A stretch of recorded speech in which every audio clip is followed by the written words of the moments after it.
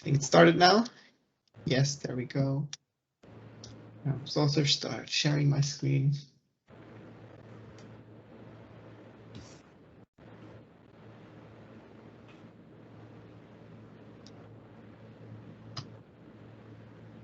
They maybe. There we go.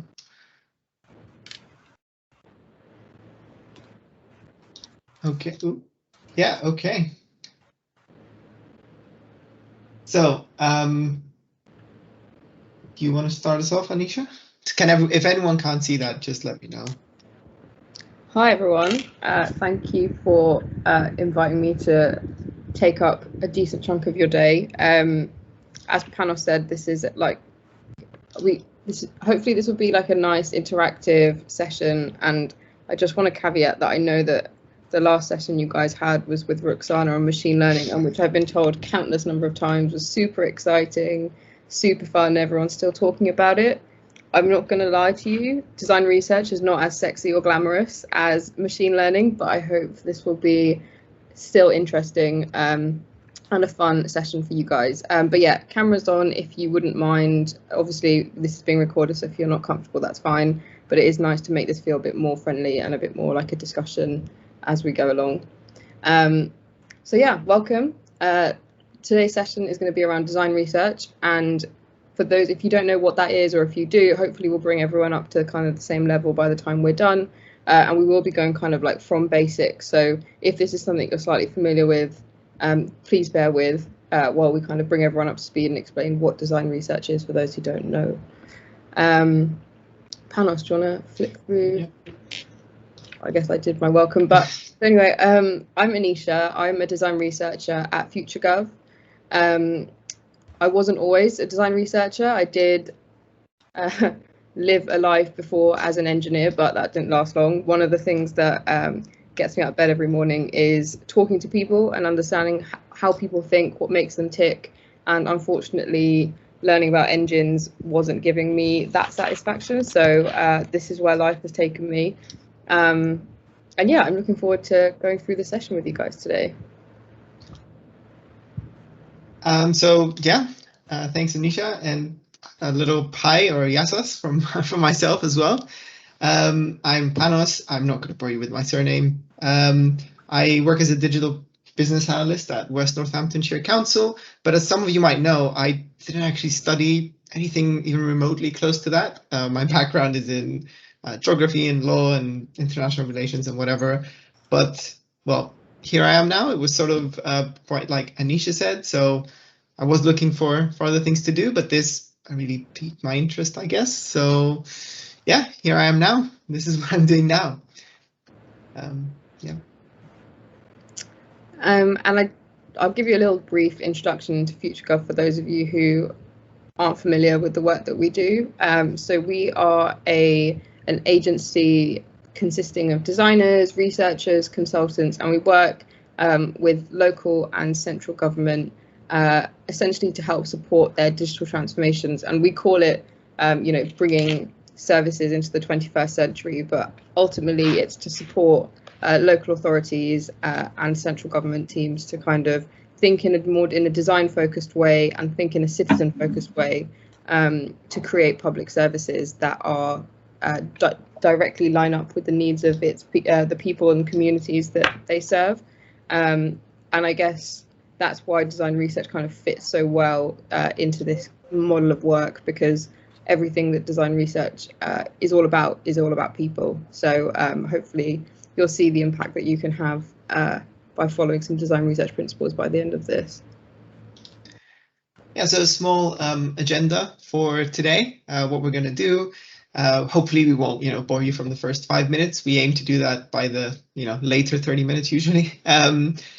Kidding, of course. So the goal around this session is just to give you an overview of what design research is, mostly qualitative user research as well, why we think it's important, and also give you a few tools, a few methods that you can use.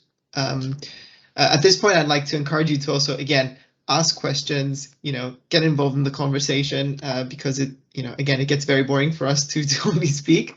So yeah, do feel free to ask any questions, get involved in everything, and yeah.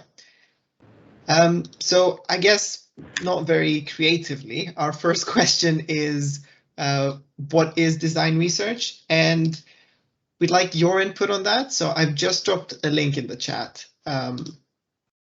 Or you can just go to menti.com and use this code to fill that out. It's basically, what do you think design research is, or what does it mean to you, pretty much? So,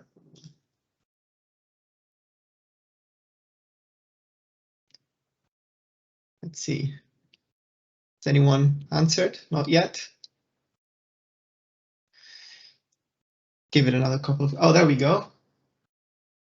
Researching something with the end user in mind. Yeah. Make sure the reasons we are designing digital products. Yeah.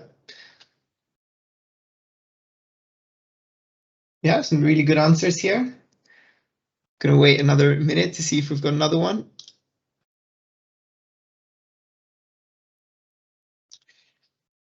Answer not obvious to me. Fair enough. That's why we're here. Asking users. Oh, bunch of answers now. Looking at processes and designing these in a focused way. Yep, really nice. Investigating. Yeah. Yeah, these are all like pretty much accurate. Do you think as well, Nisha? Yeah. Yeah, no, these are good. So we don't need to do this. You know what it is? No, kidding. Kidding, of course. So back to here. Ooh. Please tell me it goes to the current slide. Yes, it does. Okay, perfect. So a few things about like how we would phrase it, I guess, is that the first thing I'd like to say is like design research is not market research, right? So we've heard about market research a lot. Design research is a little bit newer, I guess, in terms of what value gets generated. So in market research is usually, oh, the value gets generated for the business, versus design research, usually the value generated is for the end user, which in the end, yes, might benefit the business, but that's not how it starts off. Of course, it helps inform, how we create products and different services, but with the focus being on the human needs, like the user's needs, rather than just the business needs. And it's also important to remember that it's a tool that we want to use. It's a process that supports the whole delivery team, rather than just something we do just because it will later create some clear insights, which will then create clearer pathways, I guess, to make some really good decisions. So yeah, design research basically is a tool to help us make better decisions, if you want to boil it down to its very basics. Sorry, Nisha.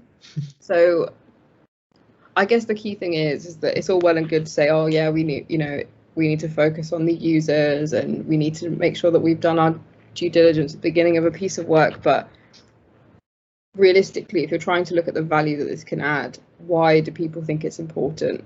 Like, why do you actually think it's important to consider the user when you have competing business needs that sometimes do take priority? And so I find that the easiest way to frame this for people is to give you an example.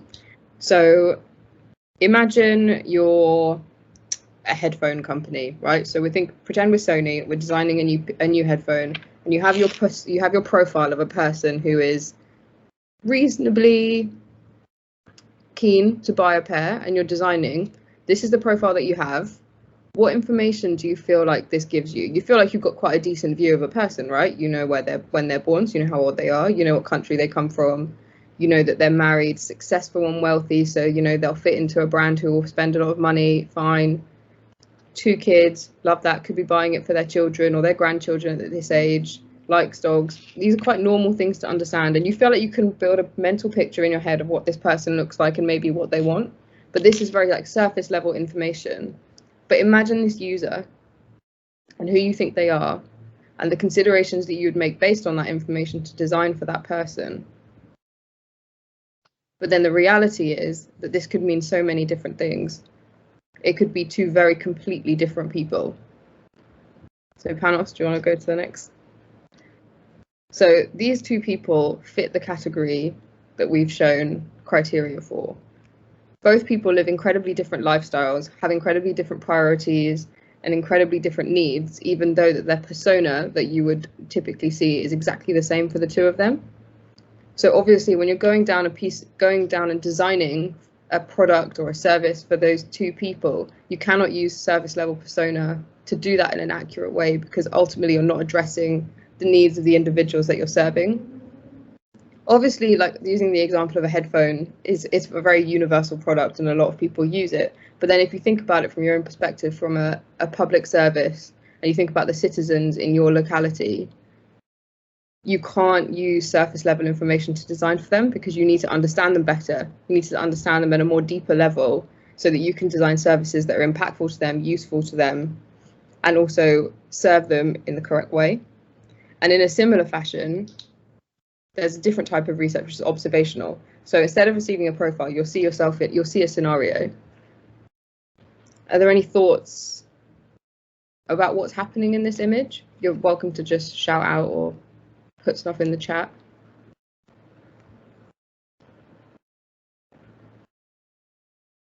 Come on, someone volunteer so we're in silence. I want to say, like, the image, to me, it looks like that the person in the yellow jacket is trying to like get something from that washing line or something from high up, and that's what they're using, is that like stick to try and pull it down. Sure. And you've got Juliet saying that they're pushing up the washing.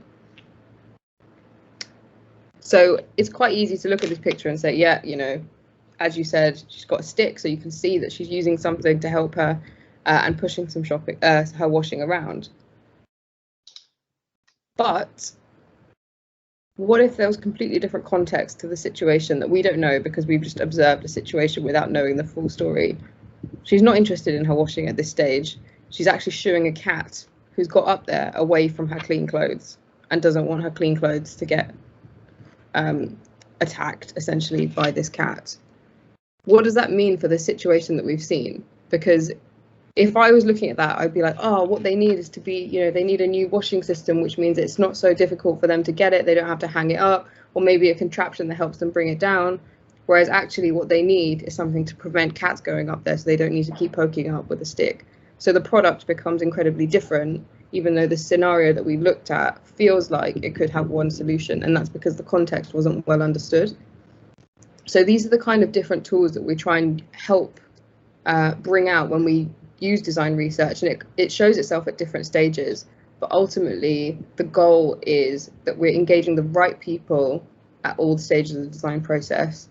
We're identifying the right gaps of a user experience and not the ones that we've assumed. We'll build empathy with the different user groups that we're serving and understanding the people that we're serving incredibly well.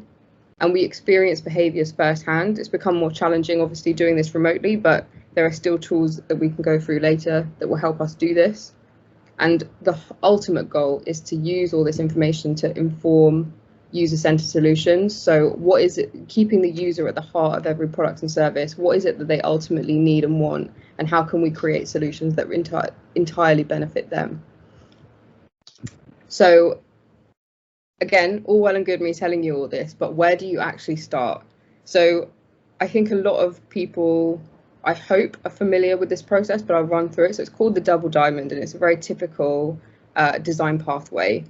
And the way it begins is that identifying the problem at hand, and then you kind of increase. So the reason that it's a diamond shape is because you go from the small problem and then you increase the scope of what you are understanding by going into discovery. So gaining further insight into the problem, which means you have a whole wealth of interesting information at this stage. And then you dilute that information and distill it and define the area that you would like to focus upon. And there's different priorities that will contribute to why you define a problem in a certain way, but that helps you kind of narrow it back down.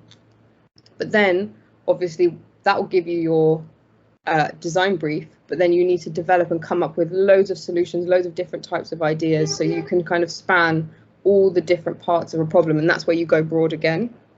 And then once you have all of this, you need to focus, prioritize, and narrow it down so you can deliver a solution that actually works and has impact. So this is the typical journey that you'll follow. And you'll notice at the beginning, it says problem, and that seems quite straightforward. There are problems that we see in design and services all over the place. But one thing that's really common is that if you don't if you identify a problem but don't distill it and create a problem statement to begin, it's very typical for people to end up going for a very kind of solutions driven method. So you'll think, oh, I've got a problem, I can see the solution, and you skip that kind of like design journey in the middle. And one thing I wanted that any designer will tell you is you've got to trust the process. There's a reason it makes sense not to go to solutions first. For example, if in that picture that we saw before, immediately you can see the picture, see a problem that you think you've identified, and then think, oh yeah, we can create all these different contraptions that could have helped her, when that wouldn't have been the right solution for the problem that we actually saw. So what I'd like to do is I'm going to walk you through the process of defining a problem statement, and then we're going to go into a little activity, and you guys can have an opportunity to do this yourself. So when you're identifying a problem statement, the first thing is, of course, to identify the problem itself. What is it that we're trying to solve? Or it might be something you're not trying to solve, but you're just trying to understand better, and understand the context. When and why and how does this problem occur? And you ask yourself as many why questions as you can, but you need to understand the context of the problem, because that can change what a solution and design journey looks like. Step 2, what are you trying to achieve? Why is this problem something that you're trying to address? What value are you trying to add? And what are you, as a local authority, a business, whatever you are, trying to gain out of tackling this problem? And finally, and probably most importantly, who are you doing this for? Who is this going to affect? What does it affect? And it doesn't necessarily have to be people. It could be a community. It could be a place. And then also there are always going to be stakeholders involved, both internally and externally. Who are they? And once you've kind of got all these boxes and you've ticked all of that off, you take yourself into creating a problem statement. So the way that I find quite helpful to frame them is if you put what you've all the information you've just identified into this structure. So how might your stakeholder improve the problem for the user so they can achieve an objective in a particular context? An example of how this works in reality is, so you see this picture. This is somewhere some of you might be quite familiar with. This is Disneyland. And what we can see here is, we all know the queues at Disneyland can be horrendous. We know that it's a place where you attract a lot of young children. Young children get bored, they start annoying their parents, then they start getting hungry, and all these things happen. It's a hot day because you typically go in the summer holidays. You can see that there are many problems here, but when you see a problem that's also that big, suddenly trying to distill that down and come up with solutions becomes quite challenging. So this is where the problem statement becomes quite helpful. So if we think about our stakeholder, Disneyland, if we think about something that needs to be improved, or the problem is the queuing experience, clearly, the user in this case will focus on that. We can focus on parents, we can focus on children, or we can focus on the people who work there. Depends on how you would like to focus your piece of work. What we're trying to ultimately do is prevent boredom. That's the objective. And the context for when this happens is obviously, as we said before, when the queues are at their longest. So if you distill that into a problem statement, you get, how might Disneyland improve the queuing experience for children so they can prevent boredom when queues are at their longest? That is far clearer than just knowing that queues are long and it becomes really challenging. So once you have this, you can then go into that design pathway, and you start going into your discovery and trying to do as much as you can to solve this problem and come up with solutions by following that double diamond process. So at this stage, I realise I've just thrown a lot of information at you. Has anyone got any questions around this process, or what any of the terms mean? Or has anyone seen this before? See some nods, so I'm going to assume this we did touch on this in the human-centered design course by Acumen. I guess it looks familiar. Yeah. So problem statements are like the fundamental beginning to the human-centered design process, as is the double diamond actually. So for anyone else who was part of that, this should be reasonably familiar. Anyone else? Or is it all super straightforward? It Okay. sorry, it does look straightforward, but I guess people don't ever start here. I think most people think from a possible solution, because that's one of the biggest challenges we face as a design team. People's problem is, for instance, I give you a very wild example. People say, we need a portal. Now, that sounds like a problem, you know? The problem is that they need a portal. Yeah. But then, yeah, so people always start further down the line. So, yeah. And because that's actually a really good example, because, you know, as clients will come to us and be like, for example, we want a portal, but the question is, if you ask why, you can go through a series of oh, it's because we need a place where we can access this kind of information, or we need a single place where we can put all our resources. Is a portal actually the right solution? Because when you just, why is it that you need one place to access all these different things? And when you keep asking why, you get to that root problem, and that's where you begin the problem statement. So sometimes it can happen in reverse, where you think you have a need and you can work backwards by asking why about 5 times. It's usually about 3 to 5, and you'll get to the root cause of a problem. And then you start the design journey from there. Josie, you've got your hand up. Yeah, can design problems ever be too specific? Or is the aim to try and get them as specific as possible so that you actually know what the problem is? That's a really good question, and the answer is definitely yes. They can be too specific. And the reason I say too specific is because realistically, and if you're not being if you want design solutions to come to place, there's always going to be barriers, red tape, things that you need to consider to make something realistic. And so if you narrow yourself too hard in the ideation and the creative beginning of a design journey, it's very difficult to kind of come up with solutions that aren't incredibly straightforward, or that you could pretty much determine without doing the research. My suggestion usually, I'll draw it out because it's easier, is that when you start somewhere, if you look at kind of this is kind of when you have no solution at all. And if you think about all the kind of different constraints that sit in reality that make your problem so specific, it stops you from kind of that blue skies thinking. And what you actually want is, you want the ability to be a bit more creative and be a bit more interesting and think about all that crazy stuff. And then you bring your constraints in after to bring it back down to an interesting reality.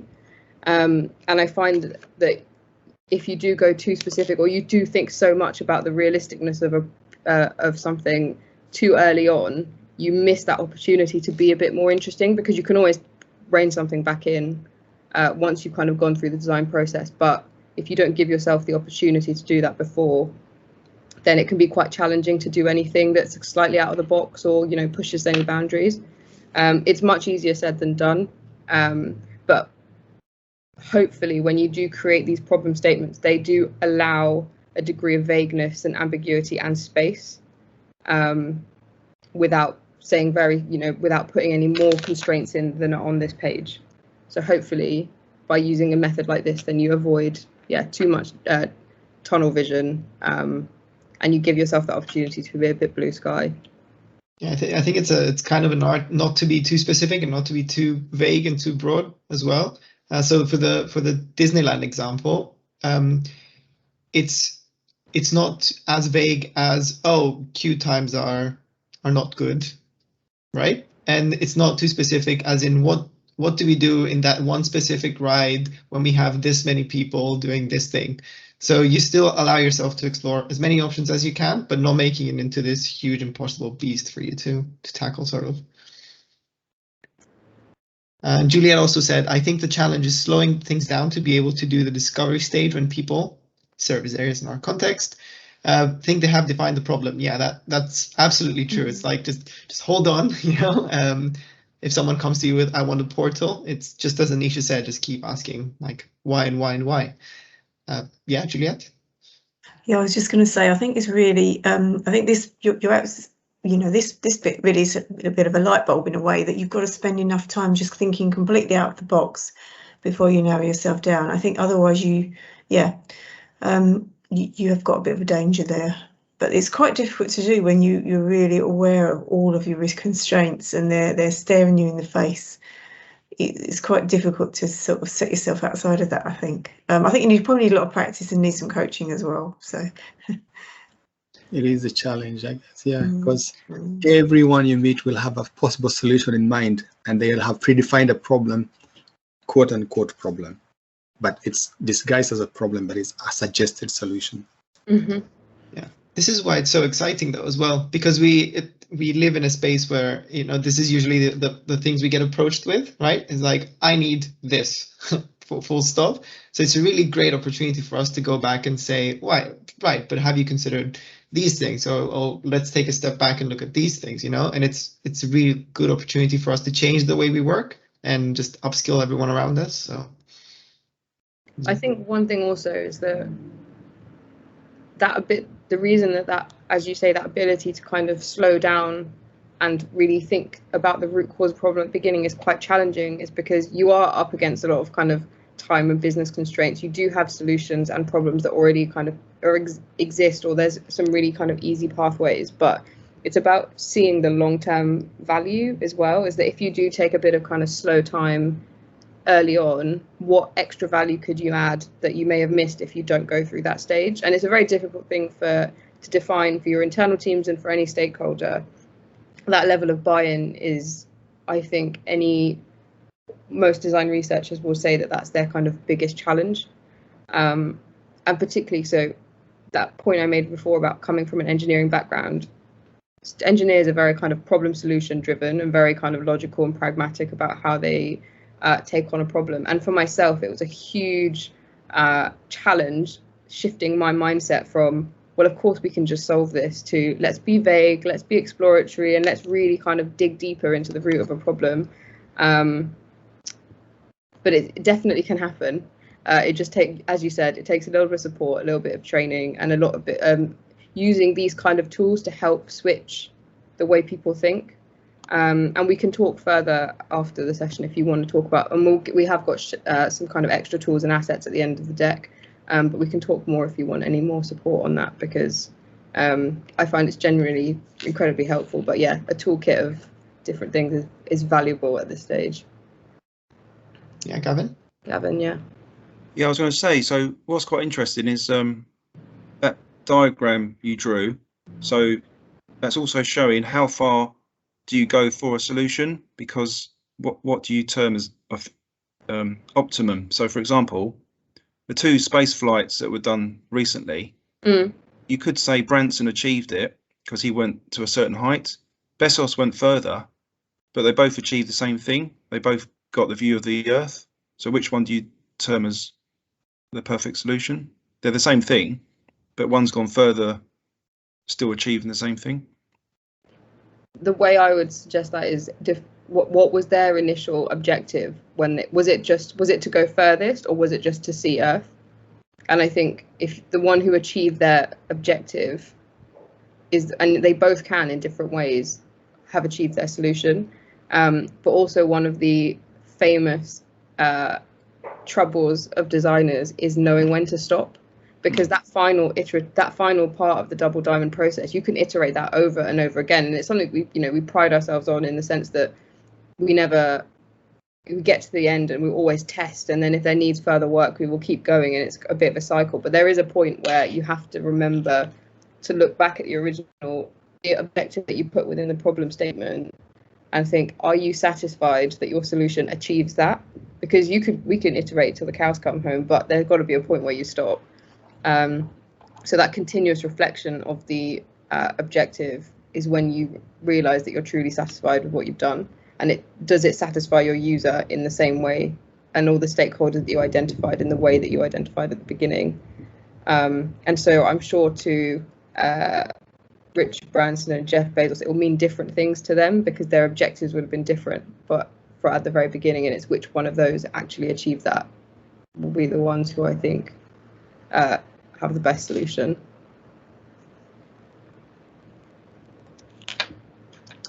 Great, so what we're going to do is Panos is going to hopefully get teams to put you all into a bunch of breakout rooms. So what would be really nice for you to do is think about some problems and some objectives that you have in your own work that you'd like to address.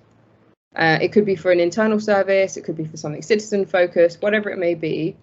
And if you discuss that in the groups that you are in, and come up, and it'd be really great if you could go through the activity and come up with a problem statement. So think about the problem, think about the context, think about what your objective would be, and map out who your users are. So before we throw you into, I think you will lose access to the slides. So if you guys want to just write, like if Panos, you flick back to the slide with the problem statement on it. So if you guys just want to write down this part so you have it. So I'll give a couple of minutes for you to have it in front of you. And then we'll pop you into breakout rooms and give you about 10 or 15 minutes to have a discussion with each other, and then we can come back and share the problem statements you've come up with, and hopefully you can take these forward and they'll be useful to you. 4 rooms, by the way. Yeah, I think 4 rooms is probably fine. You can just use the snippet tool to do a screen grab. Yeah, if anyone needs. Yeah.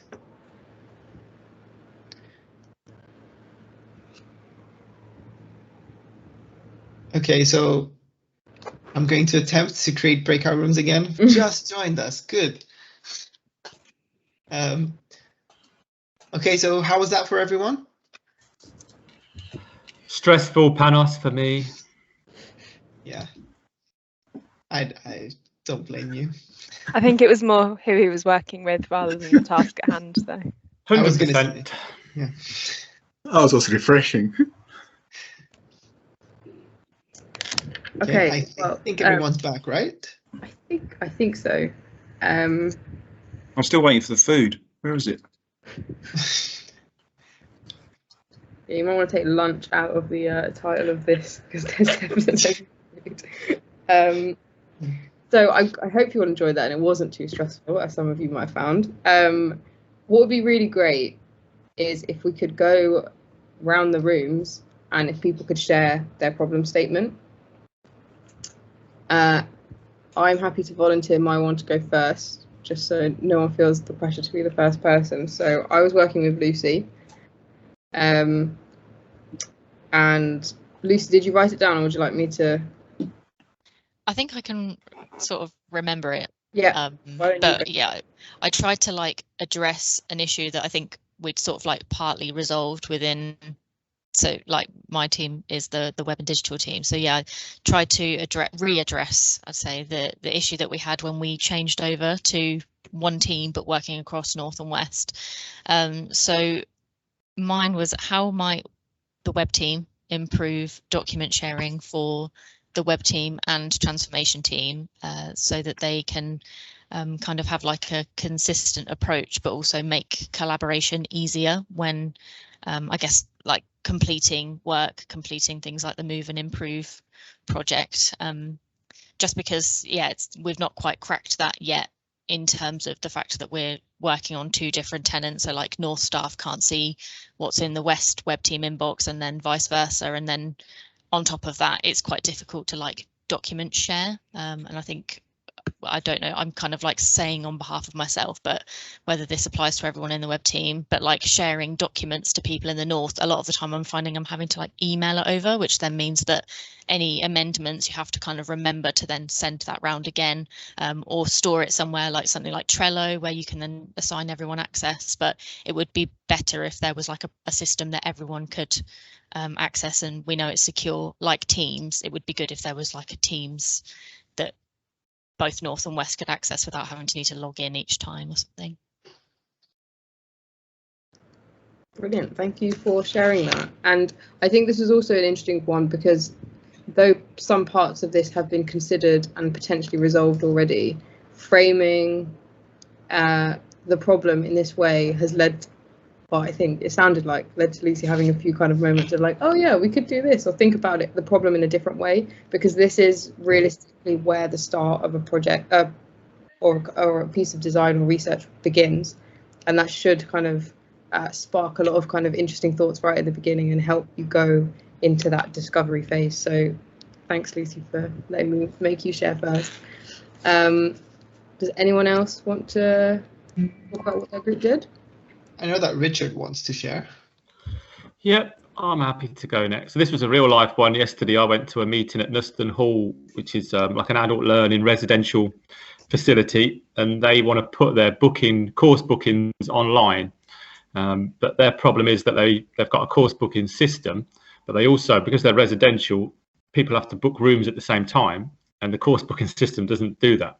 So the actual problem statement, I spent an hour with them listening to them solutionizing it, and they couldn't come up with a solution after an hour, which I was quite pleased with. So the statement was, how might Nuston Hall improve the overall booking experience for prospective learners so that they can find and book an adult learning course along with accommodation when they find a suitable available course? Brilliant. Did they have that when you were in that meeting yesterday? Had anyone kind of defined this already? Yeah, well, they kept trying to come up with a solution, but they know what the problem is, that they didn't have a solution for both things. If people at the minute, people phone in, everyone just phones in, it's done over the phone. So they can use their back office course booking system and then bring a spreadsheet up to see what rooms are available, to tie them together and do the booking over the phone. But to then put that online, they realized it was impossible. So by the end of it, they were all for doing some kind of discovery process, and they'd worked out, pretty much defined the problem. I mean, that one I've just read out there, Josie polished it up for us. Great. Well, if the discovery is on the cards, then hopefully this will be a good platform for you guys to begin that. Yeah. Yep. Thank you for sharing. Anyone else, or is Panos going to nominate someone? Yeah, I'm happy to go next. Awesome. Didn't even need to. So it's just customer services project that's come up recently, working customer services team in West, and it's the same for North. Although they are now one customer service team, they are located in different places and use different systems. So quite often customers cannot actually be, I won't say quite often, there are times where customers' inquiries, if they come through to the contact centre, cannot be dealt with at the first point of contact. So the problem statement we came up with is, how might customer services improve the customer journey so that how might customer services improve the customer journey for service users so that their inquiries can be dealt with at first point of contact to the contact centre? That's what we think. Brill. Thank you so much for sharing. Thank you. Yeah. I'm loving these. These are and they feel really clear, targeted, but achievable, but also, not as super narrow, which is great. That's the reason I really enjoyed this one when I got into that room, because it feels that it's specific as to what the problem is, but it's not specific as to what the solution can be, which is perfect balance, I'd say. I don't actually know how many rooms there were. There's one more room, I think, right?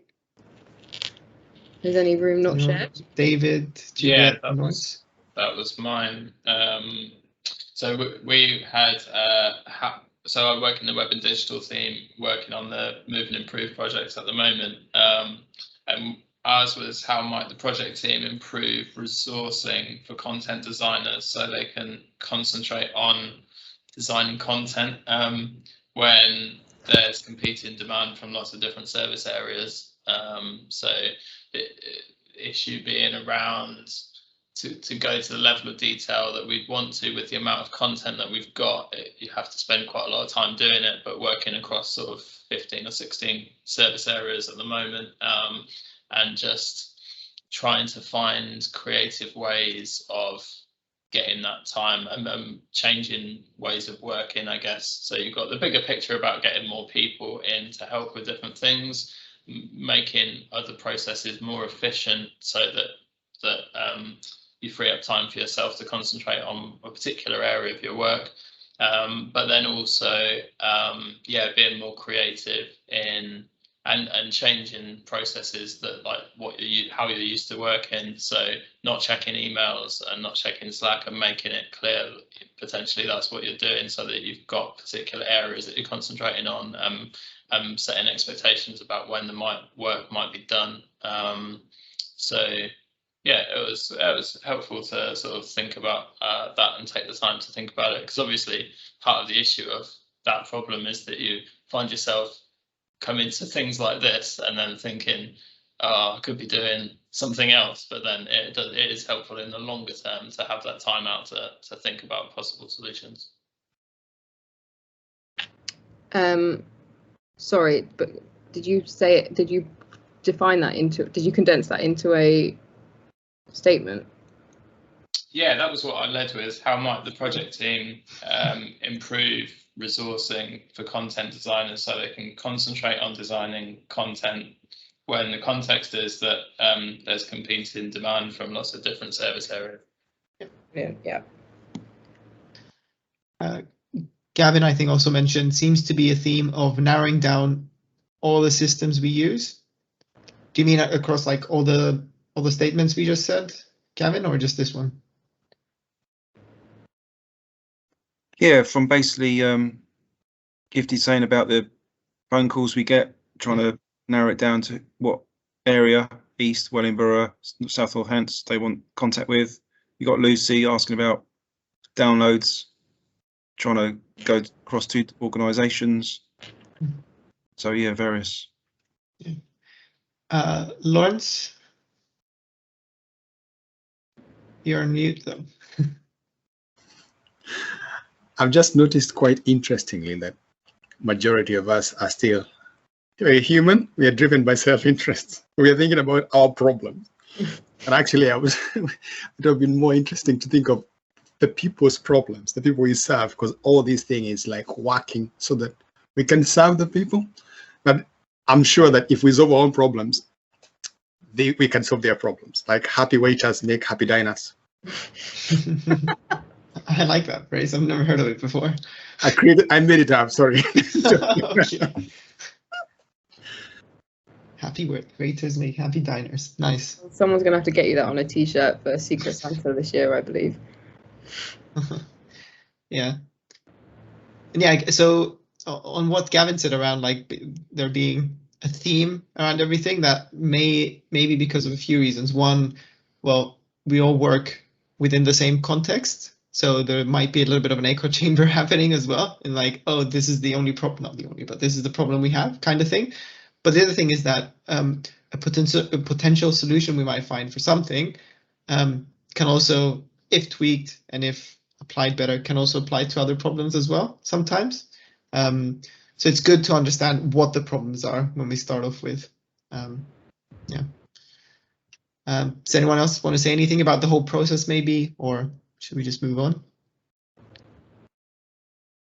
Oh, okay. So Richard has just been kicked out. We sure that wasn't Josie and Fiona doing that?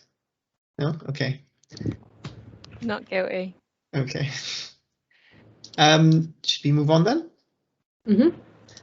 Okay, so we're going to talk a little bit about a few research methods. I'm sure some of you have heard about some of them, and we'll discuss them in a little bit. But before we go into that, so again, not very creatively, we've got the double diamond again right here, but this time there's also another part of it, of what types of design research we use at every part of the process. So where to do and what type of research, sort of. So the whole goal is to understand what the problem that needs to be solved is, right? So in the beginning, you've got the explorative phase, what we call it. So we're learning about users, we're learning about what they're trying to achieve, any potential pain points they might have. So we're gaining insight generally of what the problem is. We're understanding the problem. And then once we get to the defining phase, which is more generative, let's say, we're focusing on defining exactly what the specific problem is, right? So we're focusing the scope. What is it that we're actually trying to solve versus what is it we're dealing with here, like generally, right? Then once we get to the develop phase is what we call an evaluative stage, evaluative type of research that we have to do. So we're exploring potential solutions. So the way I think of it usually is like, okay, what can we make? You know, sky's the limit. Anything goes. You know, let's create a supercomputer or whatever. You know, what can we actually make? But then we get to the actual validative stage, right? When we have to narrow it down, and we're deciding, well, what should we make at the end of the day? What are some of the solutions that might work around this? What's really, really important though, at this stage is feedback, right? So whatever the output is, whatever we create, is that we have this feedback loop coming back and saying, yeah, we thought this was the solution, but it actually turns out it was terrible. So let's just redefine it a little bit. So any questions around this? Nope, cool. So user research, it can take many forms, but like the most basic thing that we usually do is either primary or secondary research, excuse me. And it's pretty straightforward, right? So primary research is mostly collecting information directly from the users, so engaging with the users. And secondary research is analyzing or getting that information that has already been collected by others. Not to say that one is more important than the other in this case, but we most of the time do some primary research, especially if it's for a problem that hasn't been addressed before as well. So a few examples of these. Oh, sorry, switched on my notes, didn't switch here. There we go. A few examples of these, as you can see, are interviews. I'm sure many of you have heard about interviews before, ethnographic interviews or shadowing, so which are interviews in context, basically, diary studies, surveys, workshops, co-design session, and the list goes on. It's really important to understand, though, that we don't need all of these tools for all discoveries or even for all the parts of the discoveries, right? So we can pick and choose what we want to do and at what part of the research we want to do it. There is such a thing as doing too much research at some point, right? And I'm going to talk about that in a little bit. So it's good to focus on which activities are good for which type of research questions. So the question I usually ask myself is, will this method collect the data that I actually want, that I actually need in order to come up with the thing I want to come up with? What value will this data at the end of the day, which I collected with this method, add to my problem statement or potential solution or everything? So an example of that would be a survey or an interview, right? So where would you think a good point to have a survey would be? Anyone? The very beginning? The very beginning? So yeah, do you want to expand a little bit? Like, what do you mean at the very beginning? Do you mean at the discovery state? Yeah. Yeah, the very first instance, probably do a survey, because it can stop you from moving forward. If you do a survey and you realize there's no need to do further research. Mm-hmm. For instance, you might ask who uses something specific that you're thinking of resolving. Then you realize there's no one. So I guess you do a survey as the first quick thing to establish whether there's need to carry on, and then you can go deeper. Yeah, that makes total sense. Anyone else have any other ideas of where a survey might be used? Maybe if you don't have much time from participants, so they only have a short period of time, a survey would be one of the quicker ways of getting some information than trying to do something slightly more intense with participants. Okay, yeah, it could be. The biggest difference I would say between a survey and an interview is the number of participants at the end of the day. But also, like, it was sort of a trick question, I guess, because the answer is, well, you can use a survey at any point depending on what you're trying to get and at what point of your journey you are, and if that is going to add value again, right? So it's pretty difficult to define it as I only use surveys in the beginning, or I only use surveys at this point, or I only use interviews at this point. So yeah, another question that usually arises, especially since we're at the time we're at now, is how we can facilitate these things remotely. I was going to ask you, but I imagine most of you, know of most of the tools. So We've got different versions of online forms like FirmStep, Microsoft Forms, Google Forms, anything like that to do surveys. For interviews, I know everything's opening up, but we can still do remote interviews. We can still do in-context interviews if people share their screens, even if we're trying to design a digital solution. Workshops, again, this is sort of a workshop, right? So this works as well. So there are many, many tools, and some of them are also included in this presentation. We've included them at the end, so you can take a look later. So something I was mentioning before around interviews, I think Anisha mentioned this to me, is like when they sometimes go to people and they tell them, okay, we're going to do interviews and we need around like 8 people. People are usually shocked. They're like, only 8 people? How is that possible? You know, isn't that too little? Well, it's, again, just to remind everyone that this isn't market research, right? It's design research. And the studies have shown that there's the rule of 8. So usually after around 7 or 8 people, the marginal the gains you get after each participant you interview are very, very small. So if you interview 8 people, you might get around 80% of the stuff you need. If you interview 12 people, you might get 85% of the stuff you need. And as it goes further and further up, the less and less it gets. So we like to use this rule of 8. Yeah, pretty much. It's really important. If people tell you why you're not talking to many people, just tell them these stats and they'll be okay with it. Sorry, but I want to. I just wanted to add that point around your surveys as well, and people, you know, the perception sometimes being that surveys are a really good way of kind of, if you don't have much time, send out a survey, you can get quick and dirty information. 2 things come into play there. When you're doing a survey, because you have so many respondents, actually analysing the data does take quite a significant amount of time. And then because we know that when we're doing deeper, in-depth interviews, that realistically talking to 7 or 8 people is enough, because you start seeing repetition once you get past that stage. Depending on what it is that you're trying to discover, if you do actually want more depth, from a time perspective, doing 8 half-an-hour interviews or 45-minute interviews actually might take less time overall than the creation of a survey, sending that out to, you know, 100 or so people to get insights that might not be as deep as you were hoping. So trying to find that balance of what is it that you're actually trying to get? Is it quantity? If you're trying to validate something or you're trying to get a perception on something, then surveys are definitely the way to go. But if you're trying to get deep insight and nuance and even in a quite quick way, then interviews might actually be more beneficial. So understanding that balance, again, is context specific, but not necessarily always. It's not always you don't always get the time benefits from surveys, because they can be monsters to analyze. Yeah, true. Yeah, so the final thing around this is that you know, to always remember that we have an ethical responsibility towards the people we're talking.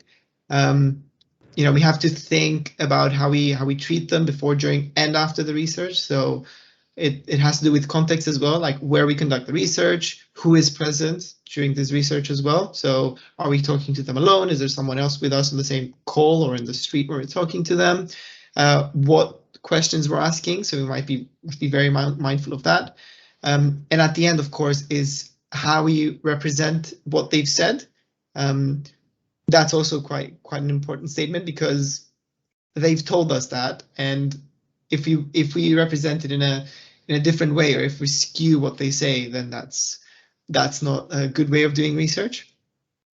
And finally, something that I've been struggling with as well is not struggling with, but I mean jumping through the loops of, is respecting privacy and integrity. So not only with the data protection and GDPR and everything like that, that we have to have informed consent from everyone before conducting the interview, but even like during the interview, giving them the option to stop at any point they want, you know, retracting their statements, making sure that the notes we've written down are secure, and everything around that pretty much. Yeah, this is pretty straightforward stuff, but it's really important to remember as well. So, okay, so cool. We've done we've done our research. Now what we want to do is deliver these findings to people and to stakeholders. So the one thing I'm going to literally read on the slide, because I think it's really important, is that there is absolutely no point in collecting all of this data, going through all this trouble, doing all this research, if we actually don't sit down and have some time to make sense of it, right? For some stakeholders and some services, this has become sort of a buzzword. It's like, yeah, we'll do some user research and then we'll still build whatever we want to build, just so that we say we've done user research.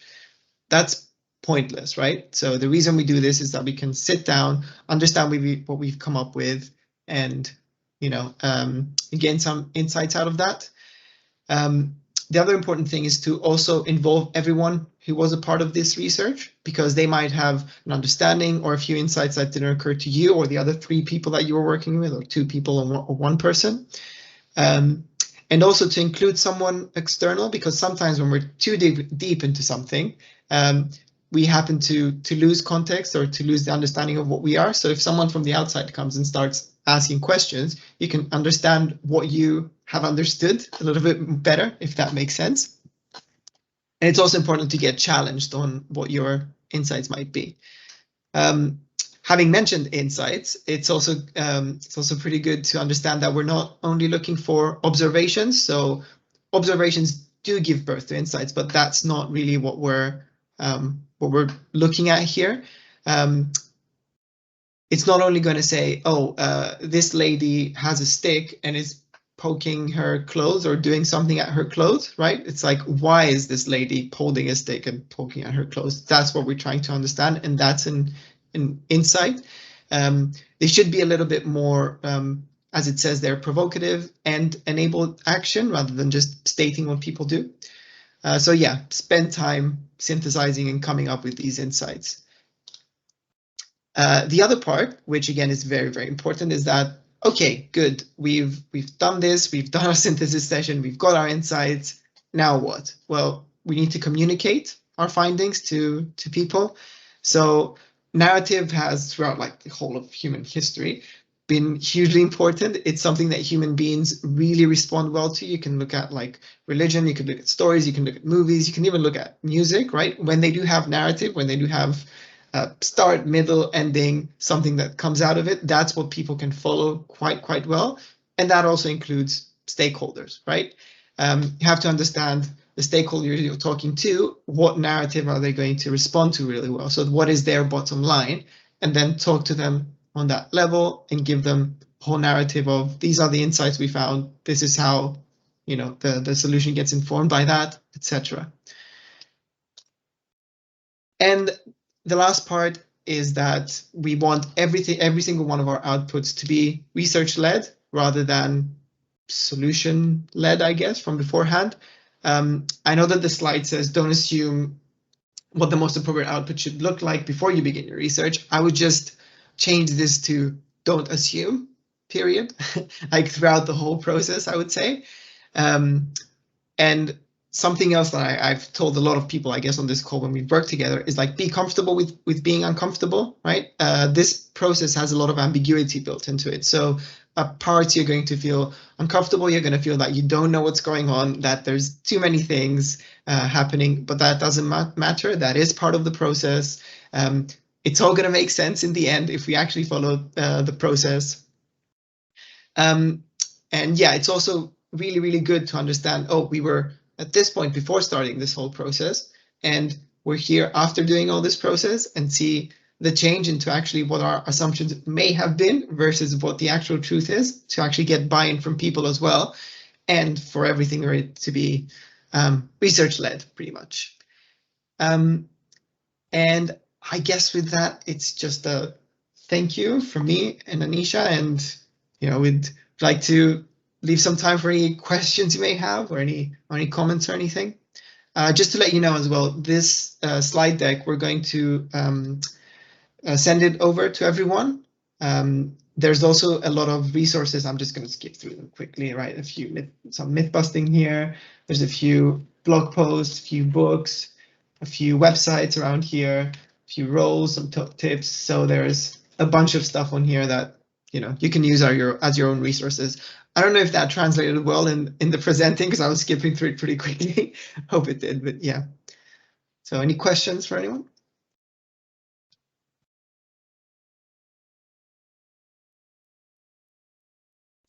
Well, thank you for being here, Juliet. Thank you.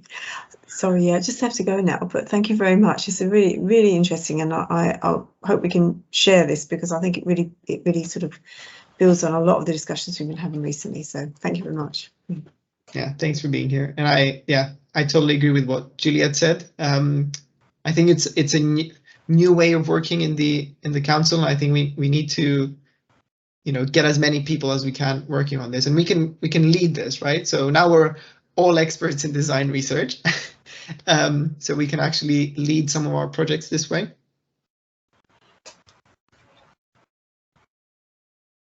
Any other questions for anyone? Anyone have any projects that they want to apply this on right now, and any ideas on how they're going to do it?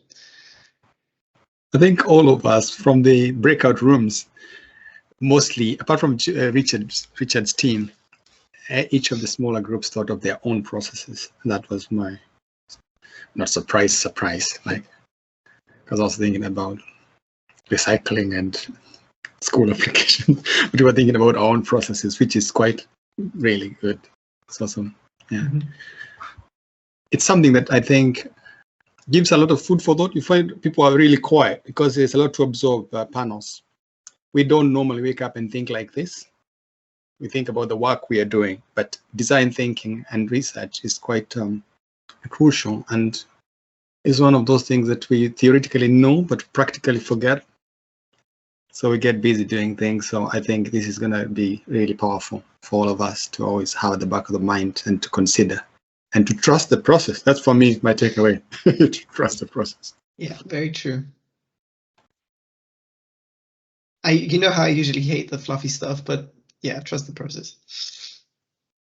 I think just from like my perspective, recently I've finished a BA apprenticeship, and like one of the things you were mentioning around like some of the actual techniques and tools to use, like surveys, interviews and things, observations, it was a really good point to make that like you don't have to do all of those things, and sometimes like some of them might not be relevant, like if there aren't many stakeholders, maybe if there's like one or two, it may be worth just having like one-to-one interviews with them rather than like putting them together in a workshop. Obviously, yeah, it's all sort of like dependent on the situation, but that was something I took from my apprenticeship, that I was like, wow, am I supposed to do all of this every single time? But yeah, no, it's always good to mention that, because yeah, some of it might just not be relevant for the project that you're working in. So it's been really helpful. Thank you.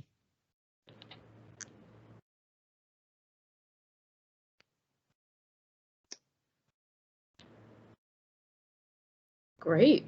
Thank you guys for letting me come and talk at you for an hour and a half. And if you do have any more questions about design research that you want, you're welcome to drop me an email. And if there aren't enough resources or you want a bit more information about something, that's absolutely fine. Panos has my details if you would like them. Okay. Yeah. Thanks for a great session, everyone. Yeah, thank you guys. Thank you very much. Thanks. Bye. Thank you. See you. Bye. Thanks. Bye. Bye.